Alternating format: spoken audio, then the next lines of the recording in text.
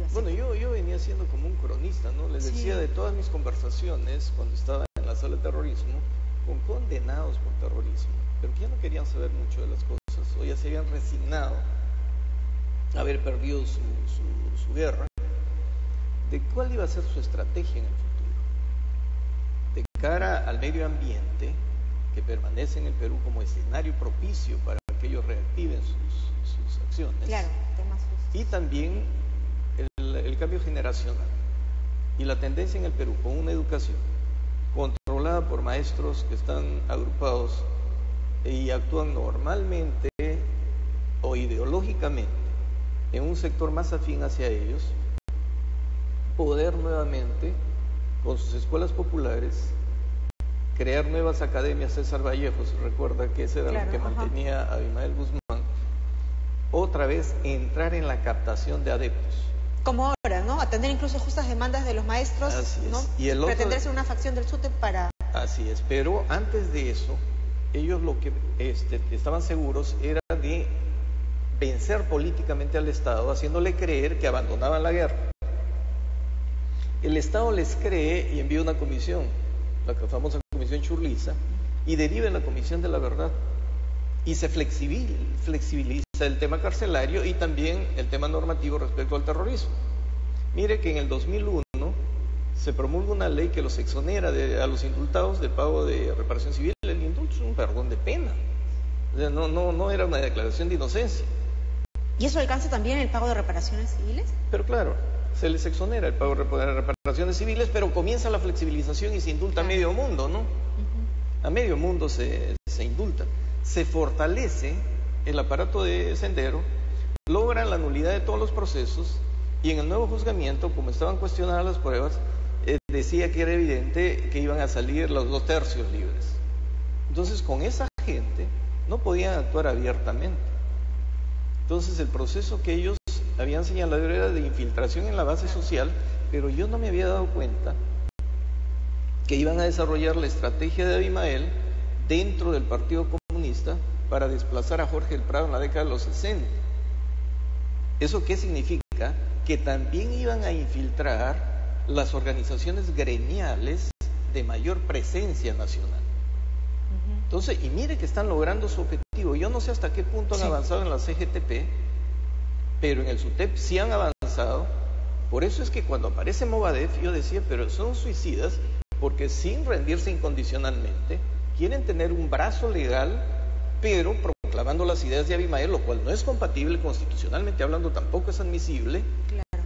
Pero eso significaba que ya estaban muy posicionados en la infiltración gremial y social y nos estaban generando movimientos. Ellos nunca iban a aparecer como cabezas. Claro, pero ahora ellos pueden coger, ¿no? Atribuirse el nombre de ser estos dirigentes gremiales. Bueno, ya hemos escuchado a René Ramírez, ¿no? Dirigente del SUTEP, hacer una distinción, decir, ojo, por si acaso ellos no pertenecen al SUTEP, es una facción que está tomando el nombre de SUTEP. Pero está infiltrado, pues. Lo cierto es que están infiltrados. Cumple con su función porque induce error a estos maestros. Y el grupo más radical es el que aparentemente estaba conduciendo esta paralización del SUTEP, que a los dirigentes tradicionales no les ha quedado más remedio que plegarse un poco y someterse a ellos. Entonces, ya los tenemos actuando políticamente y con gran fuerza y utilizando métodos violentos. Esto, si seguimos la línea de pensamiento de Abimael Guzmán, es que salvo el poder todo es ilusión, nos tiene que llevar a comprender que ellos están en guerra y que si están midiendo al Estado, si lo ven débil, pueden pasar de su acción política a su lucha armada en cualquier momento. Pero eso es más preocupante porque incluso están en una guerra medio que encubierta, están como que trabajando subrepticiamente y están logrando, pues, ¿no? Pero tienen su bolsón militar en el Brahim ahora, tienen un bolsón militar y tienen una acción de captación política, ideológica. Entonces yo nunca he creído que esto del Brahim esté separado. Yo creo que es una estrategia de pinzas que el Estado no se da cuenta, pero... Entonces, ¿qué se hizo? ¿Hay una reforma más que de formas que de fondo? No se hizo ninguna reforma. Más bien, mientras se facilitaba todo para los condenados por terrorismo, se desmantelaba el aparato de seguridad del Estado, se desarmaba y se desinstitucionalizaban a la policía y a las Fuerzas Armadas se perseguía a los agentes del Estado, pero con saña. Puede haber hechos que se pudieron sancionar, pero no, aquí era una política institucionalizada contra los agentes del Estado.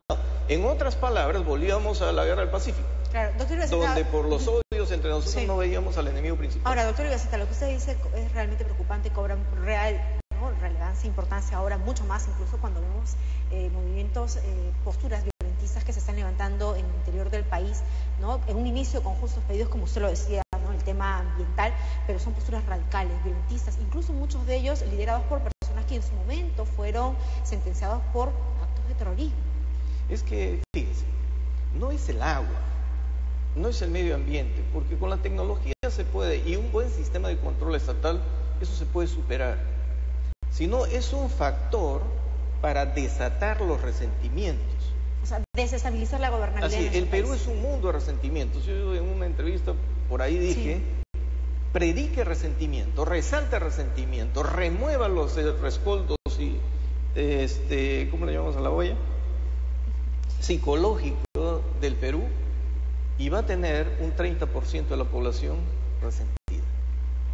O sea, sea ultra usted y va a tener un 30% de resentido. Porque voy a encontrar siempre adeptos. Así es, entonces, y el Estado no ha sabido desarrollar estrategias para eliminar esto. Entre peruanos no podemos estarnos odiando, los enemigos externos saben de esta situación y nos hacen pelearnos entre nosotros. Tanto así que en la red social, yo decía también, que yo acepto violentistas o no, porque dialogo mucho con ellos, que me dicen, no, este país necesita una guerra civil.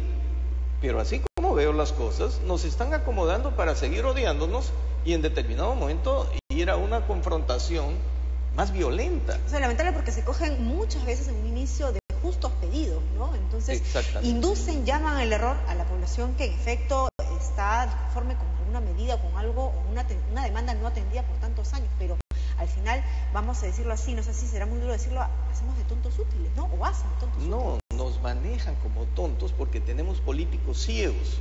Si hay una acción política, hay que dar una respuesta política. Pero la respuesta política debe materializarse con acciones concretas, inversiones concretas. ¿Qué hacer?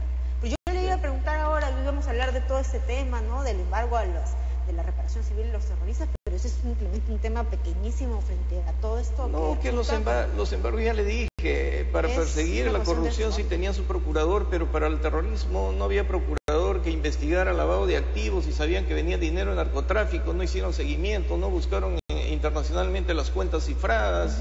O sea, tomó Serpa la embajada del Japón y pedía la liberación de alguien que se suponía que era la cajera, pero nadie investigó, nadie hizo nada.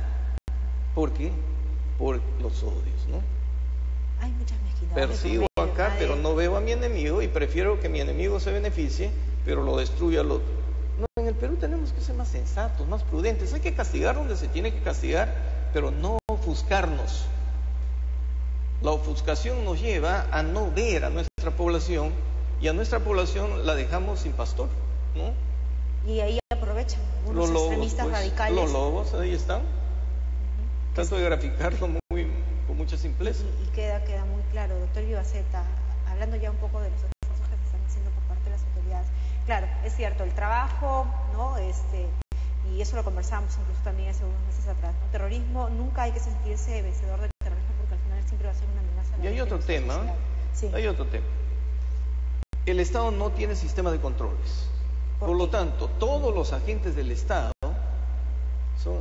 actúan arbitrariamente, prepotentemente, impunemente. Vaya usted a cualquier entidad pública a ver cómo la tratan.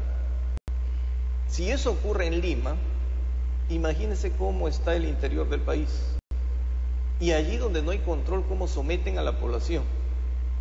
Y el Estado no tiene capacidad de controles. Fíjese si en los pueblos creen en la policía, si creen en su juez, si creen en su fiscal, si creen en el representante administrativo de tal o cual, si creen en la IRENA, si creen, la población no cree en nadie. ¿Eso qué significa? Que poco a poco la población psicológicamente considera enemigo al Estado por la actitud de sus agentes. Es como en una empresa poner en la ventanilla a alguien que maltrate a la gente, por más que el gerente sea buena gente, la población va a decir, esta empresa no sirve, claro, me agrede. Y creo que no hay visión para iniciar una reforma del Estado construyendo escalones, escalón por escalón. No se trata de cambiarlo todo a la vez. Claro, doctor Gaceta, pero tampoco se trata de generalizar, ¿no? Porque también vemos esfuerzos y también sería, pues, de repente mezquino de nuestra parte no reconocer estos breves esfuerzos pequeños pero concertados que se hacen para cambiar toda esta situación. Ahora, en relación a esto de lo que usted nos decía, ¿no? De todos estos odios que se generan y que se aprovechan, pues, ¿no? De la muchas veces ignorancia de la población, ¿no? En las protestas, también se hacen gestos, porque todo este tema también me imagino que va por el lado de gestos que son simbólicos, ¿no? En el tema de los facilitadores del diálogo, por ejemplo, ¿no? Es un esfuerzo de tender un puente y de esta manera llegar a una solución. Pero hay que tener cuidado. Claro, cuando uno es facilitador, no debe perder la imparcialidad. ¿Recuerda cuando fue un primer ministro y la empresa le puso una avioneta, creó un jeep, no sé qué cosa? Los otros dijeron, está del lado de la empresa. Y ahora los facilitadores están siendo movidos por los líderes de los violentistas. Los llevan a desayunar, los llevan a almorzar, los conducen, los reciben en el aeropuerto. Entonces, todo son gestos. Pero lo que la población quiere es un buen trato. Que recuerden que somos seres humanos todos. Y hay que abrirse a todos, pero tratar de poner las cosas en orden y que los principios resalten en todas las actitudes. Si no logramos esto, vamos a perder a nuestra población, porque nuestras comunidades nativas, campesinas, no son organizaciones democráticas, son organizaciones verticales. Si a Pizarro le fue fácil sojuzgar al imperio incaico tomando a la cabeza, los agitadores e infiltrados tomando a la cabeza de las comunidades tienen a todas las comunidades. Cierto, hay una real, ¿no? presencia del Estado en una cabeza que dirija, va a venir cualquier, ¿no? radical, ¿no? cualquier violentista y va a tomar ese tiene que ser poder. Concreto. Nombran mucho zar. Oiga, zar significa César, ave César, del Imperio Romano. Ya dejémonos de tonterías. Tenemos que dar otro cambio, otros nombres, otras actitudes, hacer sentir a nuestra gente que el Estado le sirve, no que lo agrede. Bueno, en ese sentido van orientados todos los esfuerzos que les está, pero bueno, siempre es importante, pues no conocer, ¿no? La opinión, ¿no? de lo que conocen ustedes, quienes han dirigido, han estado frente a, pues, estas salas nacionales para casos de terrorismo que conocen, pues. No, nosotros en la sala hicimos los experimentos. Si yo le hablo de esto es porque ya lo hemos comprobado en el campo, porque nosotros fuimos a juzgarlos allá en los pueblos olvidados. ¿Verdad, doctor Gaceta? Y en relación a esta denuncia que hace el diario Perú 21, precisamente de estos expedientes secretos de Santos, que incluso se señalaba que se hacía llamar el camarada Marañón, ¿ustedes tienen información al respecto en relación a esta noticia? Usted que fue, pues, presidente de la Sala Nacional para Casos de Terrorismo. Nosotros en la sala como jueces no marcábamos nombres para evitar el prejuicio, porque el principio que nos exige la Constitución es que seamos imparciales. Por lo tanto, cuando iba alguien, no estábamos prejuiciados ni le habíamos investigado sus diferentes actos, sino lo que salía del expediente. Entonces, ahí íbamos ligando, pero tratábamos de olvidar, porque nosotros no somos perseguidores de nadie. Exacto. ¿No? Entonces, lo que ha faltado es que el Estado, a través de sus equipos de seguridad, lleve el control de todo esto.